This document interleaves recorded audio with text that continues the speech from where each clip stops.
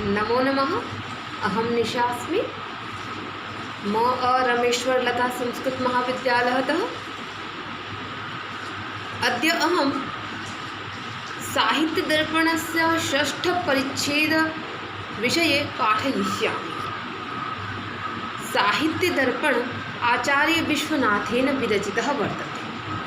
आचार्यविश्वनाथेन षष्ठपरिच्छेदे काव्यस्य भेदं कृतवन्तः। काव्यस्य भेदं तु पूर्वमपि आचार्येण कृतं। पूर्वं काव्यस्य भेदद्वयम् उक्तं, ध्वनिकाव्यम् एवं च गुणीभूतव्यङ्ग्यकाव्यम्। पुनः अत्र षष्ठपरिच्छेदे काव्यस्य भेदद्वयं कुर्वन्तः। उक्तं च दृश्यश्रव्यत्वभेदेन पुनः काव्यद्विधा मतम्। अर्थात दृश्य श्रव्यत्वभेदेन दृश्यकाव्यं श्रव्यकाव्यम् इति भेदेन पुनः काव्यस्य भेदद्वयं वर्तते।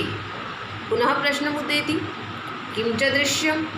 तत्र अग्रे कथयति, दृश्यं तत्राभिनेयम्, अर्थात अभिनेतुम योग्यम इति अभिनयम। अर्थात अभिनय के जो योग्य है उसे दृश्य काव्य कहते हैं। जो नाटक आदि हैं वो सब क्या है? दृश्य काव्य है। दृश्य काव्य को ही रूपक भी कहा जाता है। इसलिए कहा तस्य रूपक संज्ञा हेतुमाह, कि उस दृश्य काव्य को रूपक क्यों कहा जाता है इसका कारण बता रहे हैं। तो कहते हैं तद्रूपारोपात्तु रूपकम।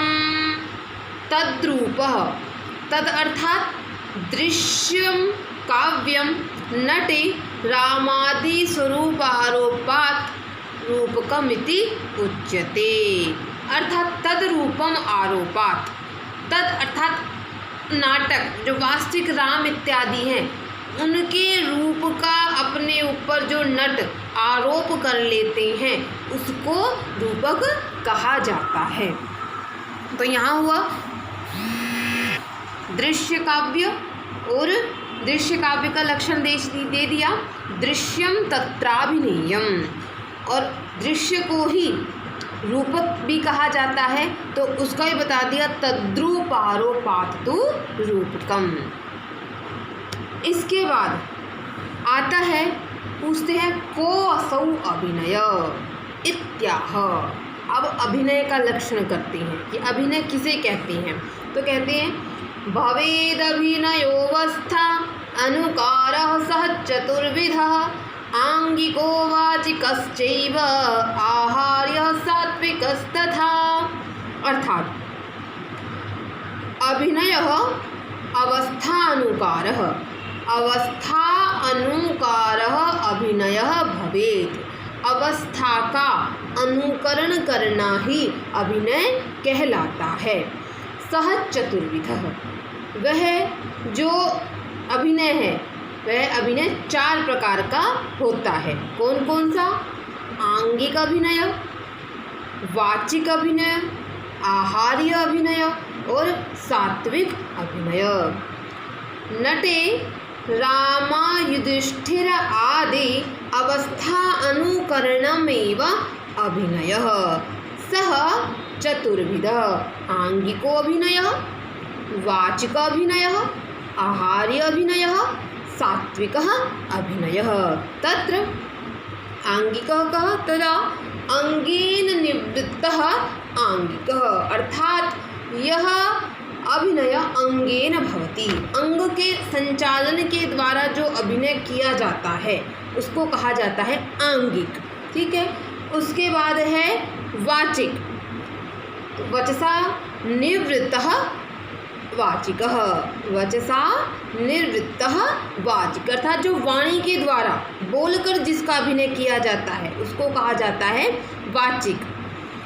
आहार्य, आहार्य क्या होता है? तो आहरतुः योग्यः इति आहार्य, अर्थात वेश रचना आदि निष्पाद्य यह अभिनय भवति सह आहार्य अभिनय। अर्थात वेश इत्यादि के द्वारा, वेश और वेशभूषा के द्वारा जो अभिनय किया जाता है उसको कहते हैं आहार्य अभिनय। उसके बाद सात्विक, सत्वम स्वेद स्तंभ आदि तेन निवृत्तः, स्तंभ आदि जो के द्वारा, स्वेद स्तंभ आदि के द्वारा अर्थात विचारी भावों के द्वारा जो व्यंजित किया जाता है वह है सात्विक अभिनय। तो अभिनय यहाँ पर इन्होंने 4 प्रकार के बता दिए हैं।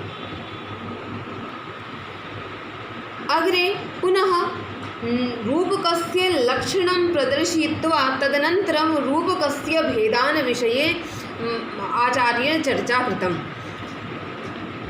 रूपकस्य भेदः उक्तं नाटकमथ प्रकरणं भाणप्यायोगसंवकारड्मः इहामृगाङ्कवीथ्यः प्रहसनमिति रूपकाणि 10।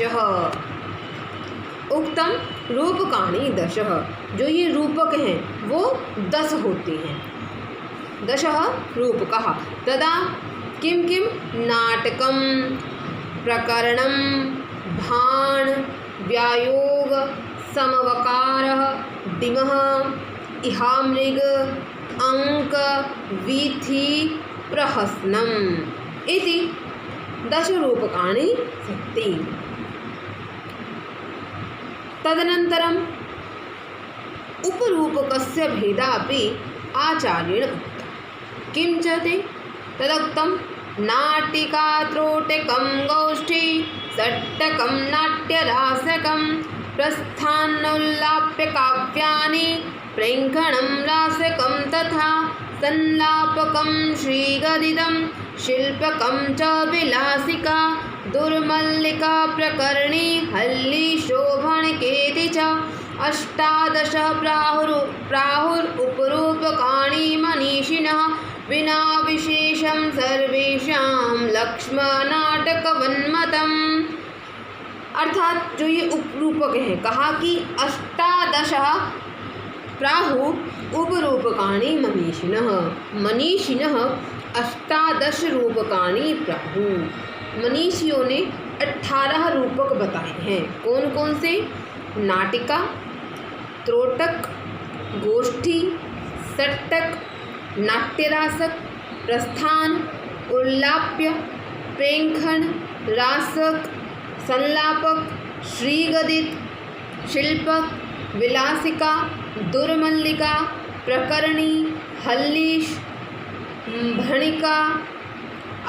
इस प्रकार ये 18 जो ये रूपक उपरूपक इन्होंने बताए हैं। तो यहाँ पर रूपक 2 प्रकार के हुए, एक रूपक और दूसरा उपरूपक। तो रूपक के इन्होंने 10 भेद बताए हैं और उपरूपक के इन्होंने 18 भेद बताए हैं। और जो ये 18 उपरूपक हैं इनके अलग से कोई लक्षण नहीं है। जो नाटक के लक्षण हैं उन्हीं में इनका अंतर्भाव हो जाता है, तो अलग से इनका कोई लक्षण नहीं। अब आगे 6ठ परिच्छेद में आचार्य विश्वनाथ ने रूपक का जो पहला भेद है नाटक, उस नाटक का लक्षण करना आरंभ किया। तो नाटक का लक्षण क्या है बता रहे हैं।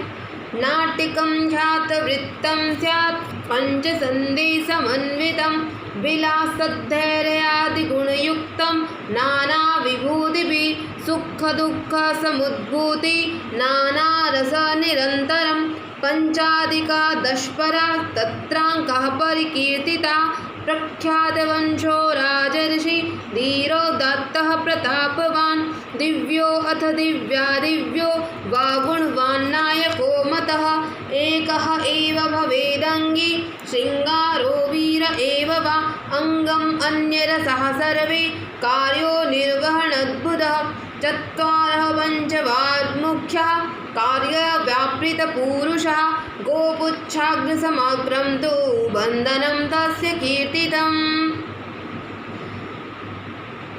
यहाँ तक ये बता रहे हैं नाटक का लक्षण। अभी नाटक का लक्षण यहाँ समाप्त नहीं हुआ है, इससे आगे भी नाटक का लक्षण दिया है उन्होंने। तो नाटक का सामान्य लक्षण बताया कि नाटकम ख्यात वृत्तम स्यात्। जो नाटक होता है उसका वृत्त अर्थात जो विषय वस्तु है वह ख्यात अर्थात प्रसिद्ध होनी चाहिए। दूसरा, पंच संधि समन्वितम, और नाटक की जो 5 संधियाँ हैं उन पाँचों संधियों से वह युक्त होना चाहिए। इसके बाद विलास धैर्यादि गुणवद युक्तम नाना विभूति भी, जो नाना विभूतियाँ हैं जो उसके पात्र हैं वो सब विलास धैर्य आदि गुणों से युक्त होनी चाहिए। सुख दुख समुद्भूति नाना रस निरंतरम, और उस नाटक जैसे जैसे वह नाटक बढ़े तो उसमें सुख दुख इसकी अनुभूति होती रहनी चाहिए और अनेक रस उसमें निरंतर आते रहने चाहिए। केवल एक ही रस का नहीं, प्रधान एक रस हो लेकिन अंग उसके अन्य रस बन रहे हो। पंचादिका 10 तत्रांका परिकीर्तिता, और उस नाटक में 5 से 10 अंक तक हो सकते हैं। प्रख्यात वंशो राजर्षि धीरोदात्तः प्रतापवान, और जो उसका नायक होता है वो कैसा होना चाहिए तो बता रहे हैं प्रख्यात वंश का, प्रसिद्ध वंश का होना चाहिए। राजर्षि, कोई राजर्षि हो। धीरोदात्त होना चाहिए और प्रतापवान। दिव्यो अथ दिव्यो, या तो उसका नायक दिव्य हो अथवा दिव्य होना चाहिए। ऐसे गुणवान गुणों से युक्त ही नाटक के नायक हो सकते हैं। अब रस के बारे में बता रहे हैं कि एकः एव भवेदंगी श्रृंगारो वीर एव वा, कह रहे कि नाटक में एक ही रस प्रधान हो सकता है, वीर अथवा श्रृंगार। अन्य सभी रस उसके अंग बन सकते हैं, लेकिन नाटक में या तो वीर रस प्रधान होना चाहिए या श्रृंगार रस प्रधान होना चाहिए। अंगम अन्य रसा सर्वे कार्यो निर्वहन अद्भुत, और जो अन्य रस हैं वो सारे रस उसके अंग बने हुए होने चाहिए। 4 पंचवः मुख्या कार्य व्यापृत पुरुषः, और उस नाटक में 4 या 5 ही मुख्य पात्र होने चाहिए जो उसके मुख्य कार्य को संपादित करने में लगे हुए हों। गोपुच्छाग्र समाग्रम तु बंधनम तस्य कीर्तितम, और उस नाटक का जो बंधन है वह गौ की पूँछ के समान होना चाहिए। जैसे गौ की पूँछ में कोई बाल बड़ा कोई छोटा होता है, उसी प्रकार इस नाटक में जो अंक हैं वो कोई बड़े या कोई छोटे होने चाहिए। इसका दूसरा अर्थ भी हो सकता है कि जो इसमें पात्र हैं वो पात्र कुछ तो अंत तक चलने चाहिए और कुछ बीच बीच में आने पर समाप्त हो जाने चाहिए। सभी पात्र अंत तक नहीं रहने चाहिए। तो यहाँ तक इन्होंने इस प्रकार नाटक का सामान्य इन्होंने लक्षण दिया।